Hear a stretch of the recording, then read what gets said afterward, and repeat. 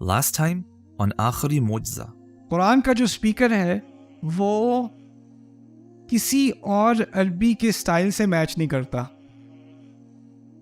عربی کی کوئی اور مثال نہیں ہے جو جس طریقے سے قرآن بات کر رہا ہے. اور اس کی پہلی مثال کیا ہے؟ غیر و لا. غیر و لا کہیں بھی عربی میں کبھی بھی استعمال نہیں ہوا سوائے قرآن کے. سبحان اللہ. غیر المغضوب علیہم ولا الضالین. اتنی چھوٹی سی چیز اگر یہاں کا ہوتا للمغضوب علیہم ولا الضالین بات پھر بھی سمجھ میں آ جاتی. لیس المغضوب علیہم ولا الضالین پھر بھی بات سمجھ میں آ جاتی. لیکن اللہ تعالیٰ نے خود ہی سے ایک منفرد اسلوب چنا جس سے یہ بات واضح کی. اوکے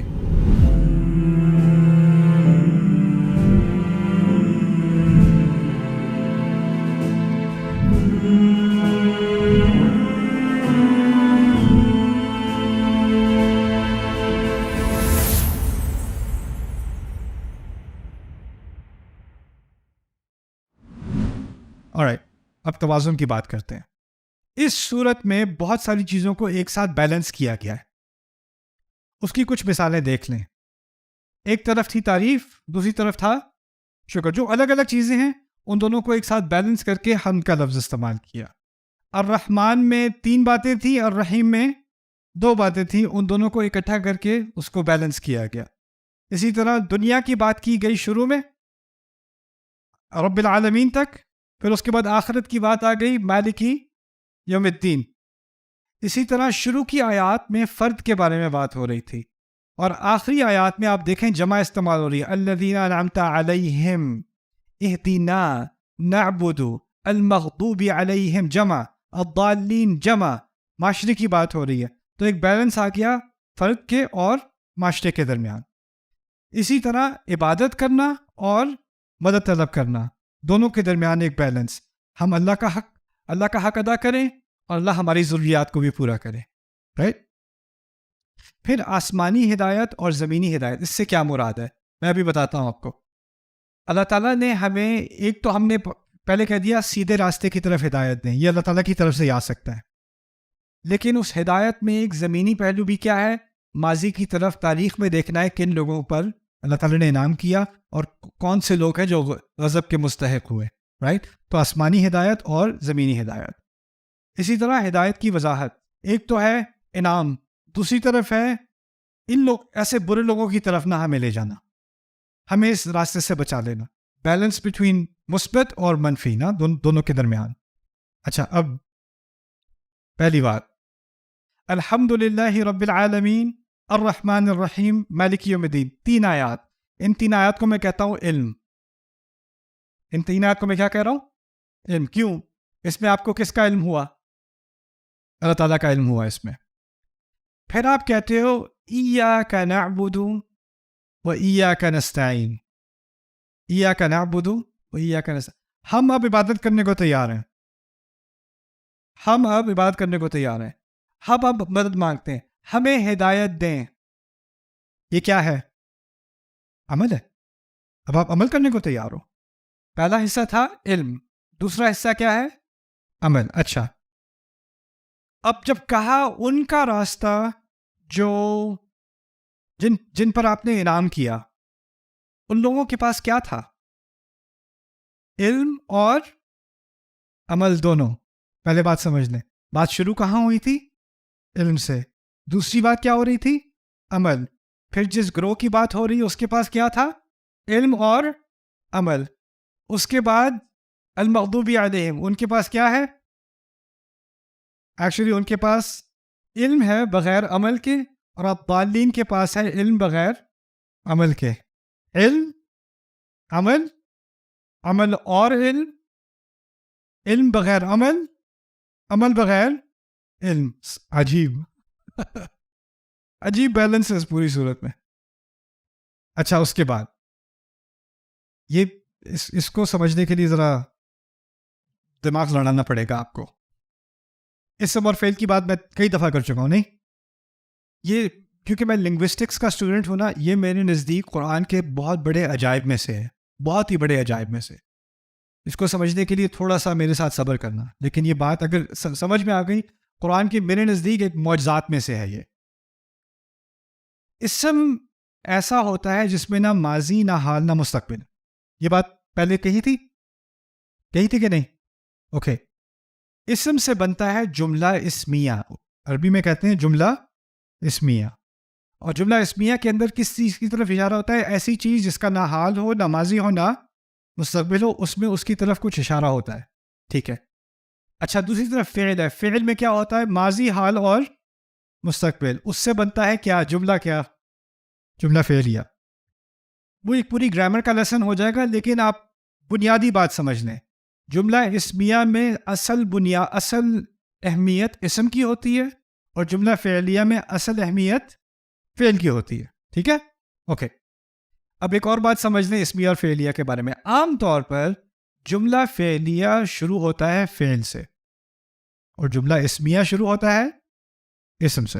اچھا، اسم میں کیا ہوتا ہے؟ ماضی، حال اور مستقبل یا ہمیشگی؟ اچھا، الحمد للہ رب العالمین الرحمن الرحیم مالک یوم الدین. 3 آیات. یہ ایک جملہ ہے. آیات تو 3 ہیں لیکن جملے کتنے ہیں؟ 1. اور یہ جملہ اسمیہ ہے. عربی کے اعتبار سے یہ جملہ کیا ہے؟ اسمیہ. یہ بات یاد رکھنی ہے. اب 3 آیات، کتنے جملے ہوئے؟ 1. اور یہ کون سا جملہ ہے؟ اسمیہ. اور اسمیہ میں کیا ہوتا ہے؟ ہمیشگی. رائٹ؟ اچھا، اب میں ایک آیت سکپ کر کے آخری آیت کے بارے میں بتا رہا ہوں. آخری آیت کیا ہے؟ اہدنا الصراط المستقیم صراط الذین انعمت علیہم غیر المغضوب علیہم ولا الضالین. یہ تمام آیات تو ایک سے زیادہ ہے لیکن جملہ ایک ہی ہے. ایک ہی جملہ ہے. ہمیں ہدایت دیں. یہ ہے جملہ فعلیہ. سورت کا شروع ہوا ہے جملہ اسمیہ. متعدد آیات ایک جملہ، اور وہ جملہ اسمیہ. سورت کی انتہا ہے متعدد آیات لیکن ایک جملہ. اور کون سا جملہ؟ جملہ فعلیہ. اچھا، ایک آیت رہ گئی. کون سی آیت رہ گئی؟ ایاک نعبد و ایاک نستعین. اچھا، یہ عجیب آیت ہے. یہ ہے جملہ فعلیہ. یہ کون سی ہے؟ جملہ فعلیہ، لیکن شروع اسم سے ہو رہی ہے. ایاک اسم ہے، یعنی ہے تو فعلیہ لیکن اس میں اسمیہ کے اثرات ہیں. یہ دونوں کا اس طرح سمجھ لیں، یہ دونوں کا ایک مکسچر ہے. ٹھیک ہے؟ اچھا، میں یہ ساری بات میں آپ کے سامنے کیوں رکھ رہا ہوں؟ اب بات سمجھ میں آئے گی. الحمد للہ رب العالمین الرحمن الرحیم مالک یوم الدین کس قسم کا جملہ تھا؟ اب آپ مجھے بتاؤ. ہاں، اسمیہ میں کیا ہوتا ہے؟ اور یہ حصہ اللہ تعالیٰ کے بارے میں ہے تو اس کے لیے ہمیشگی ہونی چاہیے. آخری حصہ کیا تھا؟ اہدنا الصراط المستقیم صراط الذین انعمت علیہم غیر المغضوب علیہم ولا الضالین. یہ کس کے بارے میں ہے؟ انسان کے بارے میں ہے. کون سا اسلوب استعمال ہوا؟ جملہ کیا؟ اور فعلیہ کیا ہوتا ہے؟ عارضی ہوتا ہے، ٹیمپرری ہوتا ہے، وہ ہمارے لیے مناسب ہے. درمیانی آیات کیا ہیں؟ ہم آپ کی عبادت کریں گے صرف اور صرف، اور ہم صرف آپ ہی سے مدد مانگتے ہیں. یہ ہے ایک اگریمنٹ میرے اور میرے رب کے درمیان. تو اس میں ہے تو یہ فعلیہ، لیکن اس میں کیا ہے؟ اسمیہ بھی شامل ہے، کیونکہ جو حصہ میرے اور میرے رب کے درمیان ہے اس میں اسمیہ کے بھی اثرات آ گئے، فعلیہ کے بھی اثرات آ گئے. عجیب. اب یہ حدیث قدسی سمجھیں. حدیث قدسی میں اللہ تعالیٰ کہتے ہیں، رسول سے فرماتے ہیں، اللہ تعالیٰ کہتے ہیں کہ جب پہلی 3 آیات پڑھی جاتی ہیں نا تو اللہ تعالیٰ فرماتے ہیں کہ میرے رب نے میری حمد کی، میرے بندے نے میری حمد کی، میرے بندے نے میری ثنا کی. لیکن درمیانی آیات کے بارے میں پتہ کیا کہتے ہیں؟ ھذا ما بینی و بین عبدی ولعبدی ما سأل. یہ میرے اور میرے بندے کے درمیان ہے. یہ میرے اور میرے بندے کے درمیان ہے. اب دیکھیں، رسول صلی اللہ علیہ وسلم کے دور میں نہ لنگوسٹکس تھیں، نہ گرامر سٹڈیز تھیں. یہ ساری چیزیں بعد میں ڈیولپ ہوئی ہیں. بلکہ عربوں کے لیے زبان مادری زبان تھی، وہ یہ چیزیں پڑھتے نہیں تھے. یہ تو بعد میں ڈیولپ ہوئی ہے، کیونکہ غیر عرب نے آ کر کہا یہ زبان تو بہت ہی گہری ہے، اس کے لیے ہمیں پورا سسٹم بنانا پڑے گا. تو یہ سارے قواعد النحو، صرف، بلاغہ، یہ ساری چیزیں غیر عرب نے ڈیولپ کی، کیونکہ ان کو عربی پڑھنے کے لیے ایک سسٹم کی ضرورت تھی. تو اہل فارس نے اور لوگوں نے ڈیولپ. سیباوے عربی گرامر کے سب سے بڑے کاتب مؤلف ہیں، وہ غیر عرب ہیں. زمخشری کی تفسیر، جو کہ عربی بلاغت کے اعتبار سے قرآن کی سب سے اہم تفسیر مانی جاتی ہے، وہ غیر عرب ہے. تو اصل میں جو قرآن پر کام ہوا ہے، خاص کر قرآن کی زبان پر جو کام ہوا ہے نا، وہ غیر عرب نے زیادہ کیا ہے، کیونکہ عربوں کے لیے تو یہ ایک ان کی نیچرل سی بات تھی ان کے لیے.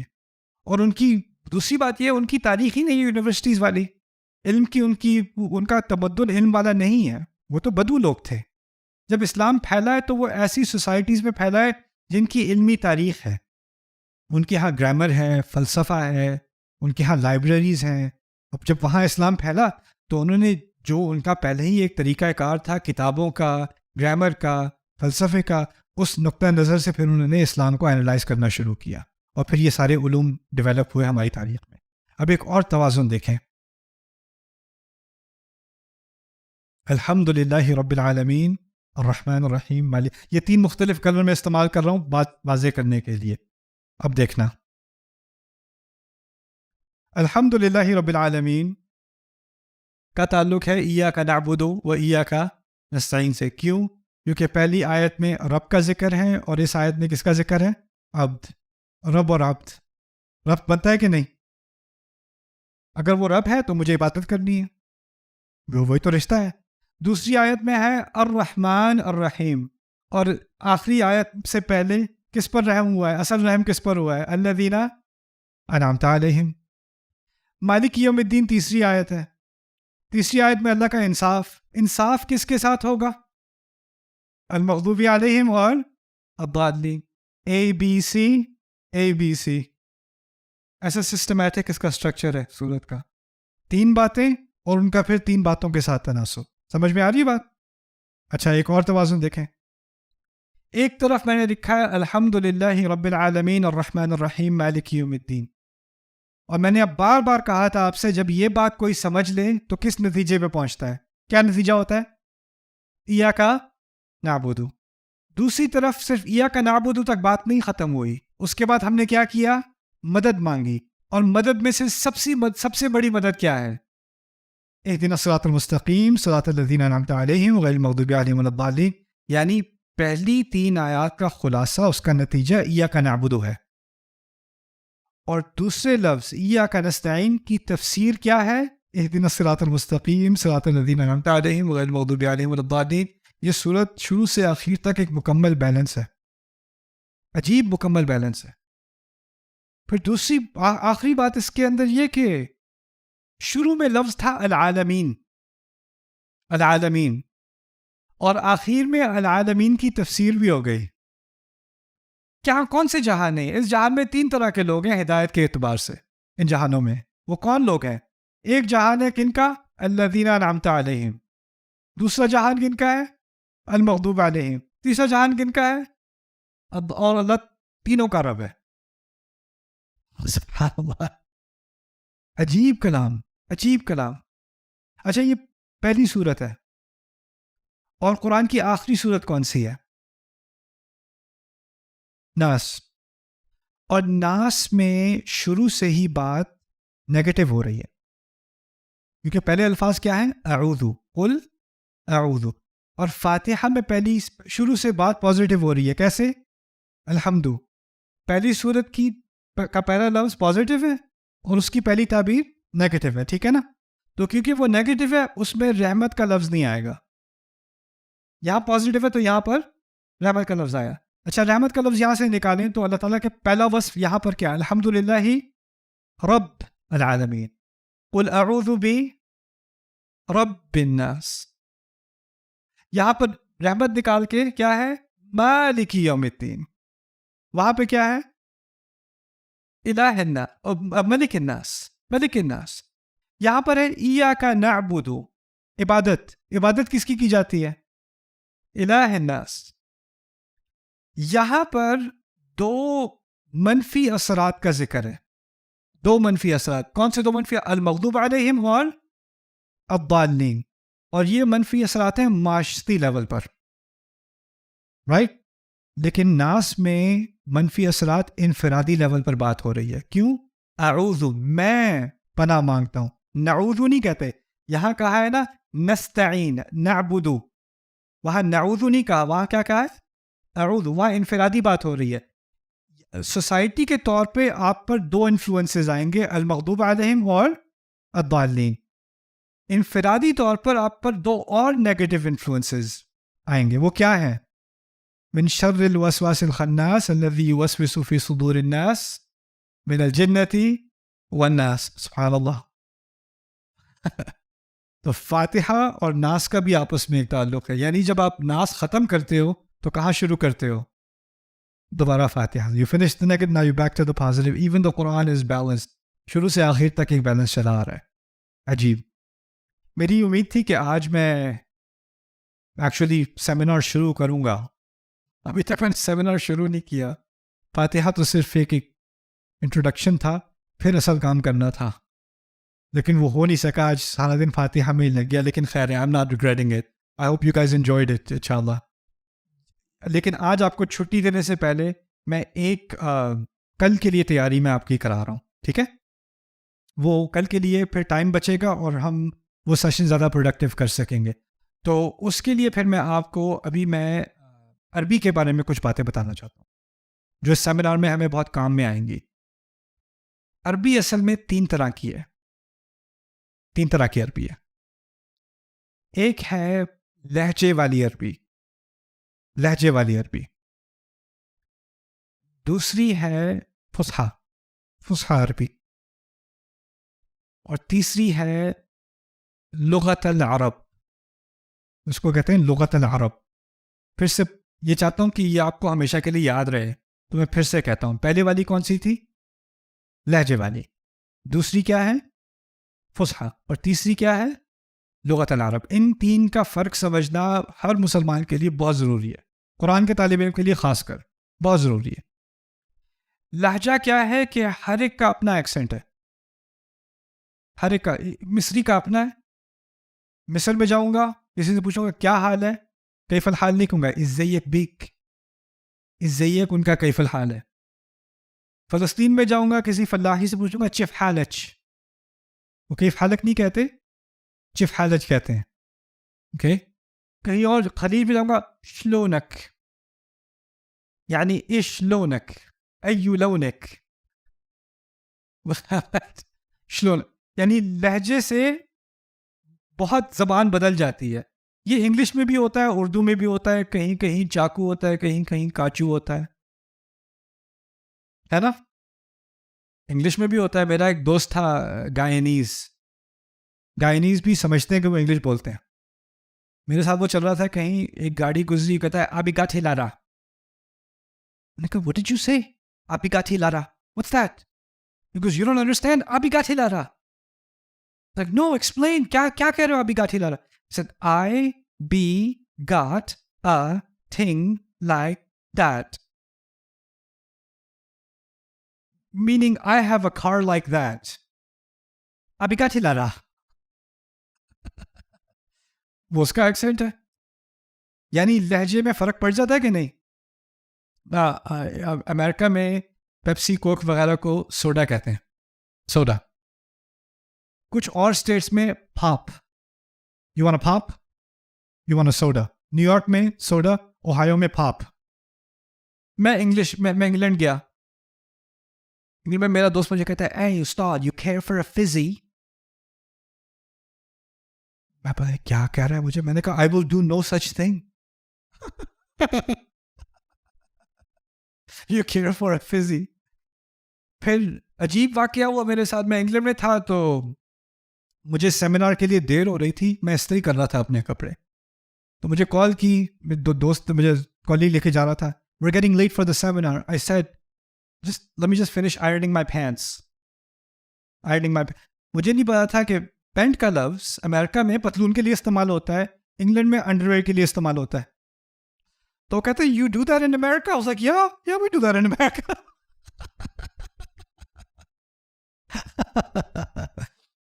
لہجے کی بات میں اس لیے کر رہا ہوں کہ عرب ممالک میں ہر ملک میں بلکہ ہر گاؤں میں اس کا اپنا کیا ہے، لہجہ ہے. جیسے اردو زبان یا پنجابی زبان، پنجابی کے بھی مختلف لہجات ہیں، رائٹ.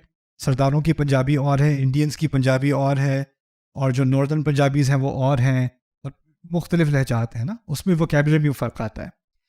اس زبان کا قرآن سے کوئی تعلق نہیں ہے، دور دور سے ہے لیکن اصل میں نہیں ہے. پھر ایک مشترک عربی زبان ہے جس کو آپ سمجھ لیں اخبار کی زبان، نیوز کی زبان، وہ کیا ہے؟ العربیہ الفصحی. ٹھیک ہے، جس طرح ہماری بھی ایک اردو مشترکہ زبان ہے. وہ اردو اگر کوئی انڈیا میں بھی بول رہا ہو، پاکستان میں بھی بول رہا ہو، اگر وہ خالص اردو بول رہا ہے تو ہر ایک کو سمجھ آ جائے گی. ٹھیک ہے، ایک دو تعبیرات کا فرق ہوگا لیکن 90% بات وہی ہوگی. ٹھیک ہے نا. اسی طرح افغانستان میں دری بولی جاتی ہے جو فارسی ہے، ایران میں بھی فارسی بولی جاتی ہے لیکن ان کے ہاں فرق ہے، یعنی 19-20 کا فرق پھر بھی ہے، لیکن وہ ایک مشترکہ زبان ہے کافی حد تک. تو مشترکہ جو عربوں کی آج کل کی زبان ہے اس کو کہتے ہیں العربیہ الفصحی، بلکہ کہتے ہیں العربیہ الفصحی المعاصرہ، یعنی آج کل کی عربی فصحی.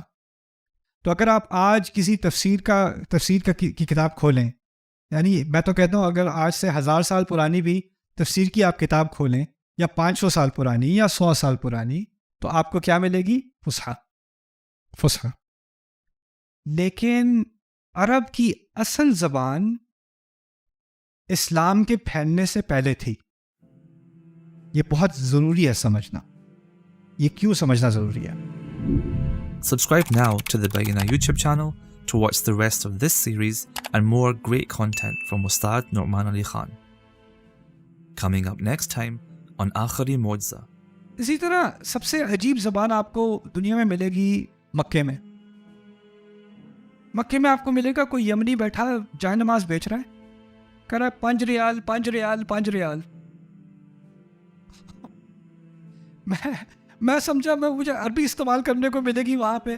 میں گیا کسی سے، میں نے پوچھا این المطعم الپاکستانی، پاکستانی ریسٹورینٹ کہاں پر ہے؟ کہتا ہے انطلق سیدھا.